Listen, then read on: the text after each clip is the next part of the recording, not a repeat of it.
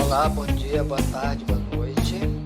Sou Valdemiro Gomes e esta é mais uma videoaula que disponibilizamos. Nosso objetivo é contribuir para a sua aprendizagem no sentido de entender o mundo em que vivemos, arrebentar nas avaliações da escola ou nas provas de concurso, processos seletivos, vestibulares, Enem, que fazem parte da nossa realidade. Nessa videoaula vamos ver o capitalismo monopolista financeiro, que é uma fase de desenvolvimento do sistema que se estende aí aproximadamente por um século, de 1850 até mais ou menos 1950. Por que monopolista? Porque em fases anteriores as empresas passaram a concentrar tanto capital que elas passaram a controlar todas as etapas da produção, inclusive controlar o mercado, seja porque provocava a quebra das concorrentes ou porque passava a adquirir, comprava essas empresas, né? Financeiro, porque a partir de então tanto o campo quanto a cidade, o comércio quanto a indústria passam a estar subordinados aos bancos. É o contexto da segunda revolução industrial, no início, onde o petróleo passa a ser utilizado como principal fonte de energia e o homem passa, digamos assim, a gerar a eletricidade. A industrialização ela provoca uma série de processos, dentre eles a urbanização. Ou seja, a partir de agora, a pobreza e a miséria que antes estava espalhada, agora ela se torna visível na paisagem porque ela fica concentrada no espaço urbano. Não havia salário mínimo, trabalhava-se 16, 18, 20 horas por dia, sem férias, sem descanso ao final de semana, sem 13º, sem licença de qualquer natureza, sem seguro-desemprego, sem aposentadoria. Isso vai levar inúmeros estudiosos a teorizar sobre a insustentabilidade dessa sociedade e propor uma nova organização, potências industrializadas para garantir matéria-prima, fonte de energia, mercado consumidor para as suas empresas. Elas passaram a intervir diretamente no território da África e da Ásia. Essa intervenção direta das grandes potências é chamada de imperialismo do século XIX ou neocolonialismo. E a pergunta que se faz é: por que as potências europeias não tomaram de volta novamente, não colonizaram de novo a América, que já havia se tornado independente em décadas anteriores? Simplesmente porque agora na América existe uma grande potência, os Estados Unidos, e nesse contexto a América é para os norte-americanos, tá? Imagina então o mundo, a Terra sendo uma pizza.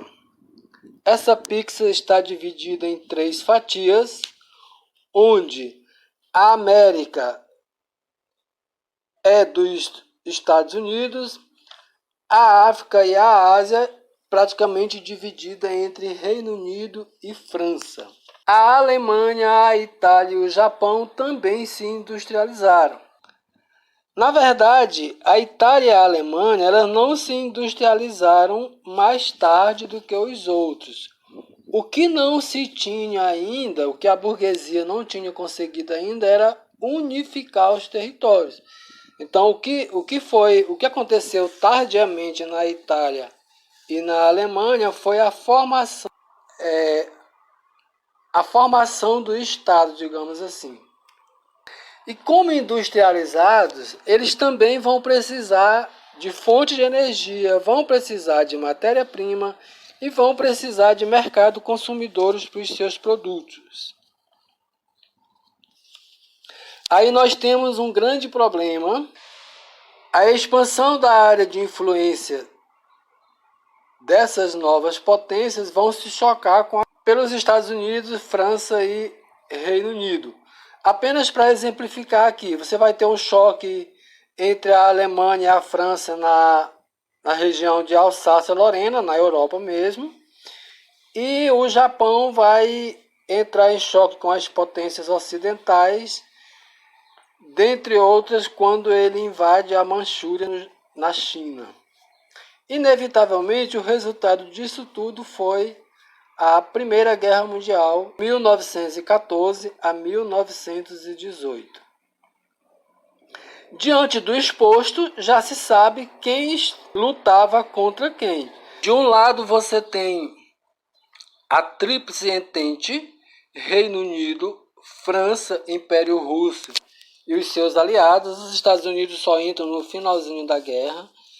Do outro lado, a Tríplice Aliança entre Alemanha, Itália e os seus aliados, Império Austro-Húngaro e Império Turco-Otomano. Das duas alianças, a vencedora é a Tríplice Entente, derrotada a Tríplice Aliança, mas a grande derrotada de todos os impérios mesmo é a Alemanha.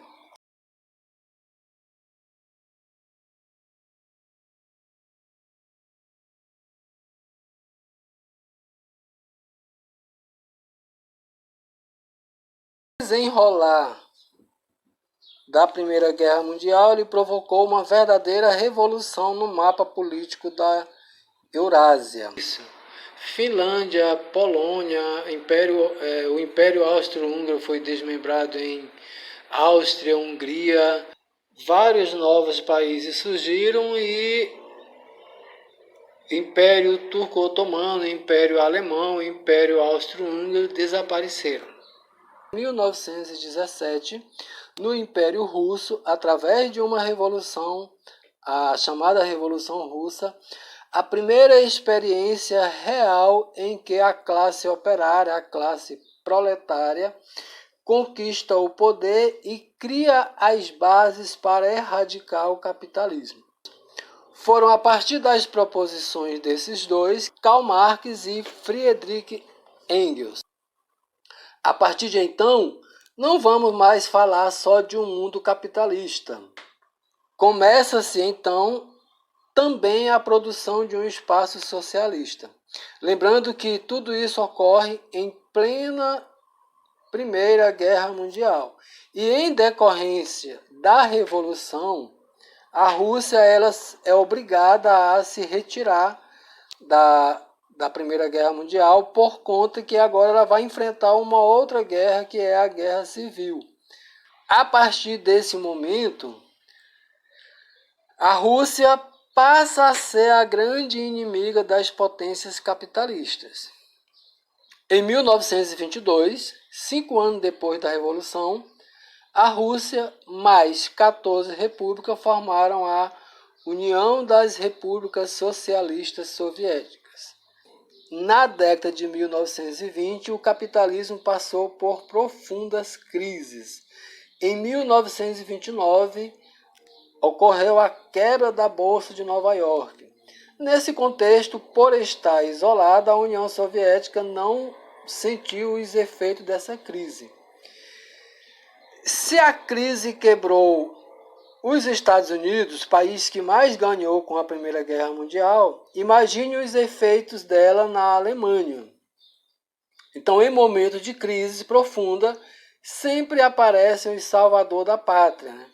E nesse contexto, ganham força o nazifascismo na Europa. Prometendo reconquistar tudo que a Alemanha havia perdido, ascende ao poder Adolf Hitler. Por que as potências ocidentais não tentaram impedir o ressurgimento da Alemanha? Simples. Acreditava-se que a Alemanha, se tornando mais forte, ela impediria o avanço do modelo socialista implantado na União Soviética. Porém, o que eles não imaginavam é que o Adolfo Hitler já havia feito um acordo, um pacto de não agressão com a União Soviética. Em 1939, quando a Alemanha invadiu a Polônia, as potências ocidentais, a França e o Reino Unido, declarou então guerra à Alemanha e tem-se início a Segunda Guerra Mundial. A gente vai entender a Segunda Guerra Mundial como sendo nada mais, nada menos do que o segundo tempo da Primeira, uma vez que, terminada a Primeira Guerra Mundial, as causas, as razões que levaram à guerra não foram solucionadas. Inicialmente, Estados Unidos e União Soviética não estavam envolvidos diretamente. O Japão, tentando neutralizar as forças norte-americanas, localizada em Pearl Harbor, no Havaí, cujo destino realmente seria combater a grande japonesa, antecipou-se e atacou a base de Pearl Harbor. Com isso, obrigou os Estados Unidos a entrarem na guerra. Diante da forte reação do lado ocidental, e sabendo que a União Soviética disponibilizava de todos os recursos naturais necessários, a Alemanha invadiu a União Soviética. Com isso, temos algo impensável até então.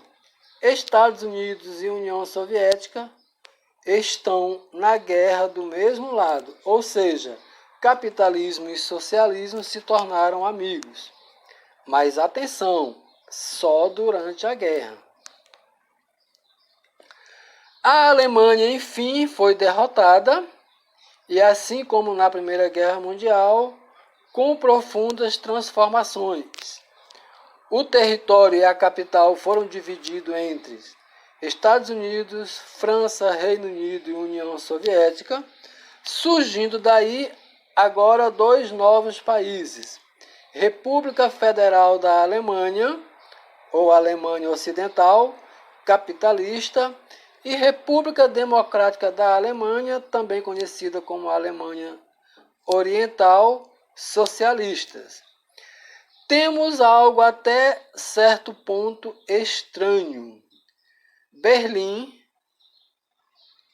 continuou dividida, localizada num país socialista, porém metade da cidade sendo capitalista. A rendição da Alemanha pôs fim à guerra na Europa, mas a guerra continuou na Ásia porque o Japão ainda não havia se rendido.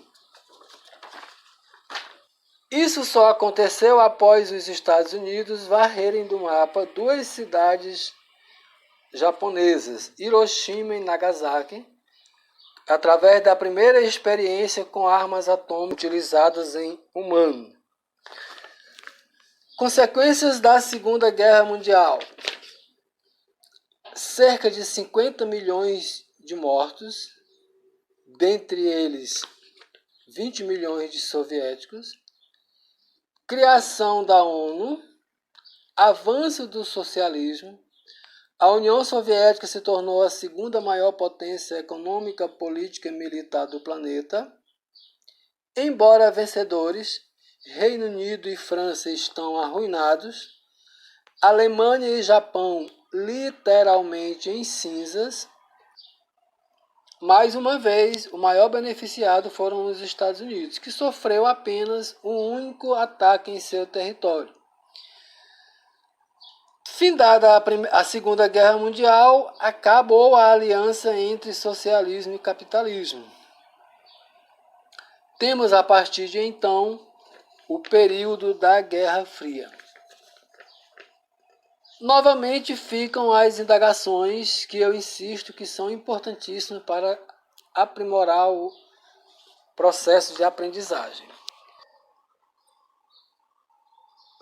Como em poucas décadas, o Japão e a Alemanha já haviam voltado a ocupar lugar de destaque na economia mundial. Se as potências europeias arruinadas era tudo que os Estados Unidos precisavam, porque elas são suas concorrentes, porque os Estados Unidos entraram em socorro de todas, inclusive do Japão. Pense nisso. Chegamos ao fim de mais uma videoaula. Se você achou que contribuiu, compartilhe nas suas redes sociais, deixe os seus comentários, inscreva-se no canal e obrigado pela atenção.